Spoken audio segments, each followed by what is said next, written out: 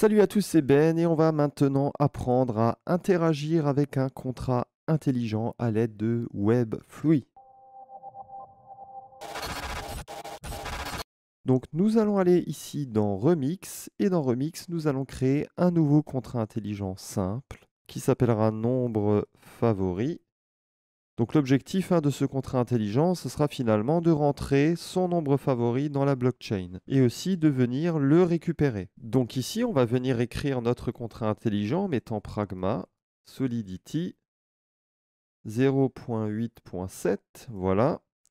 On va venir mettre contract nombre favori. On aura un uint en public NBR favori qu'on va mettre par exemple à 7. Donc, je vous rappelle que quand vous créez une variable en public, Solidity nous crée automatiquement un getter. Donc, on a juste ici à créer un setter pour venir changer ce nombre. Set NBR favori, uint NBR favori, external NBR favori est égal à NBR favori. Voilà, ok, parfait. Maintenant, vous allez lancer Ganache. Ok, donc on va cliquer sur Quick Start ici. Et puis si vous avez suivi le cours d'avant, nous allons avoir du coup 10 accounts, 10 comptes de test ici avec 100 ETH dans chaque compte. Donc maintenant, on va venir ici déployer le contrat. Voilà, donc il est effectivement compilé, on peut venir le déployer. Et ici, vous allez venir sélectionner Webfluid Provider. Et là, vous allez devoir indiquer 7545 et pas 8545. Alors pourquoi? Parce que tout simplement, dans Ganache, ici, il y a bien marqué 7545. Donc pour faire communiquer Ganache ici avec Remix, il faudra tout simplement indiquer ici 7545. Et puis on va se rendre compte qu'ici, on a des comptes de test qui correspondent aux comptes de test de Ganache. Par exemple, 0xc91, on regarde sur Ganache. Et ici, on a aussi 0xc91. D'accord. Donc, on va venir déployer notre contrat ici. OK, parfait. Et on va venir exécuter la fonction NBR favori qui est un getter. Je vous rappelle que puisque uint public NBR favori est en public, automatiquement, il crée un getter qui a le même nom que la variable. Donc là, on a un getter, voilà. Et puis quand on regarde ici un peu dans les informations de la fonction, on voit ici un input qu'on va venir copier et coller. À quoi correspond ici cet input? Il correspond au premier caractère, aux 8 premiers caractères ici du hash Kesak, qui est une fonction de hashing, Kesak. Donc il correspond au premier caractère du hash Kesak de la signature de la fonction. Nous allons utiliser ça pour interagir avec notre contrat intelligent.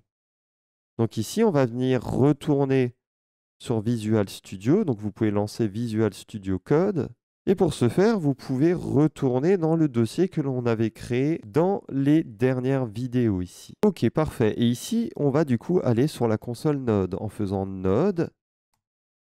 Et puis, on va de nouveau venir inscrire ici let Webfluid avec un W majuscule est égal à require Webfluid avec un W minuscule. Donc là, ça nous retourne bien une instance de Webfluid.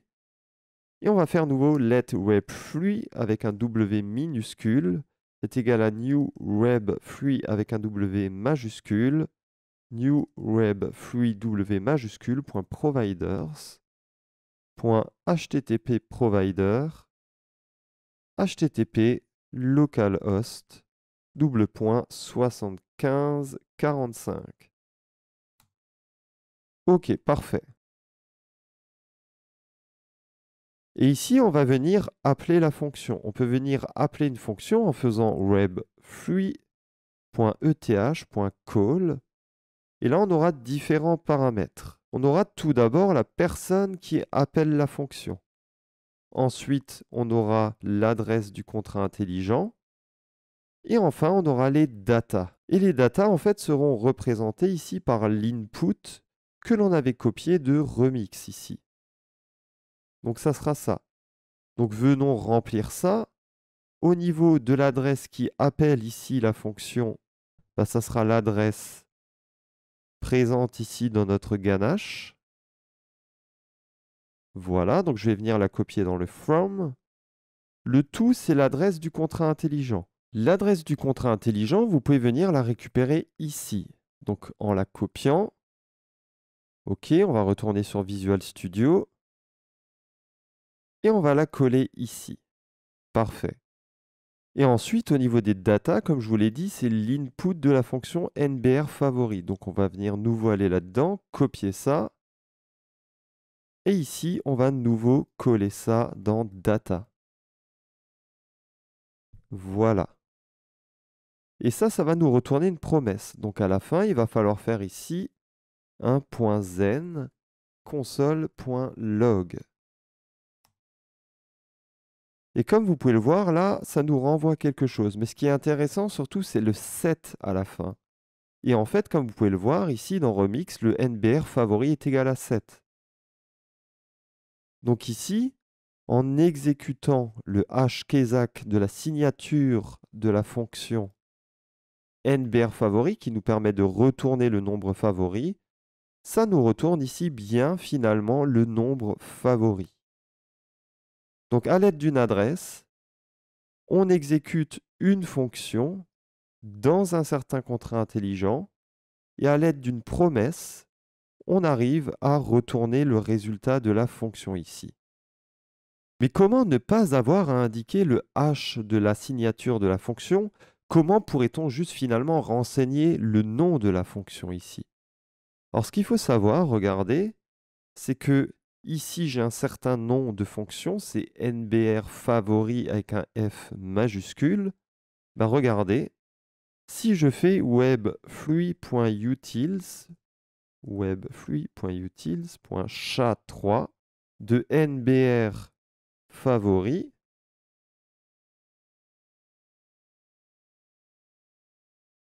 comme on peut le voir ici, ça me renvoie un H. Et vous remarquerez qu'ici, regardez le H d'avant, bah finalement c'est le même que celui-ci, en tout cas au début. Donc ce que je pourrais faire, c'est revenir là-dessus et faire .substring de 0,10 pour venir récupérer ici uniquement les 10 premiers caractères du H de la fonction, ce qui correspondrait au input que j'ai placé ici, comme on peut le voir. Donc ce que je viens de faire juste avant, je vais venir le copier, le coller, et ici je vais venir remplacer ça là par ça, ce qui correspond exactement ici à la même chose. Donc voilà, je reviens en arrière, j'enlève ça, je viens coller ce que je viens de copier juste au-dessus, j'exécute, et en effet, on a toujours le même résultat, hein. On a bien ici 7. Mais mieux encore ici, on pourrait utiliser l'ABI, Application Binary Interface, qui permet une communication plus aisée avec le contrat intelligent. Alors comment est-ce qu'on pourrait faire ça? Déjà, il faudrait spécifier ici une instance du contrat. Let contract, c'est égal à new web3.eth.contract avec un C majuscule, attention. Et ici, il faut indiquer l'ABI et ensuite l'adresse ici du contrat intelligent. Alors venons remplacer tout ça. Comment peut-on ici récupérer l'ABI? Alors ce que je vous encourage à faire, c'est de venir copier ça et juste le coller là, juste pour qu'on puisse un peu mieux le manipuler et mieux voir ce qu'on aura. C'est plus simple que de le faire dans la console. Pour récupérer l'ABI, il faut ici aller dans le compilateur. On descend et là, regardez, vous avez l'ABI que l'on va copier. On va le copier et du coup, on va le placer ici à la place de ABI. Voilà. Et ensuite, ici, au niveau de l'adresse, on va remplacer cette adresse par l'adresse du contrat intelligent. Alors, pour rappel, l'adresse du contrat intelligent, on peut venir la récupérer sur Remix en allant ici dans le deploy et en copiant ici cette partie. Donc je vais cliquer ici, voilà. Et ici, je vais venir coller ce que je viens de copier ici. Voilà, parfait. Je vais venir sélectionner tout ça. OK. Et je vais venir le coller ici dans la console. Alors je vais enlever tout ça. Voilà. Et j'exécute. OK, parfait. Et regardez maintenant, si je fais un console log juste de contract, qui est la variable qui représente le contrat, comme on peut le voir ici, on a accès aux méthodes. Nous avons deux méthodes dans notre contrat intelligent. On a nbr_favori ainsi que setNBR_favori. Donc maintenant, je vais venir appeler plus simplement qu'avant mes méthodes ici. Donc je pourrais faire un contract.methods.nbr_favori.call. Je vais appeler la méthode nbr_favori. Et du coup, là, on a une promesse. Donc on va faire un .zen console.log. Et comme on peut le voir, ça nous retourne bien 7 ici. 7 qui est la valeur de nbr_favori. Donc quand je fais un get de nbr_favori, j'obtiens bien 7. Parfait. Maintenant, je vais venir appeler la fonction setNBR_favori ici, afin de changer le nombre favori dans la blockchain. Et pour cela, je peux faire contract.methods.setNBR_favori, que je vais mettre par exemple à 500 ici, .send. Et là, on va avoir un paramètre qui sera finalement l'adresse de la personne qui appelle cette fonction. Et moi, l'adresse de la personne qui appelle cette fonction, c'est celle-ci. Donc je vais venir copier cette adresse. Et ensuite, je vais venir ici la coller. Et comme d'habitude, ici, ça va nous faire une promesse. Donc, on va pouvoir faire un zen console.log.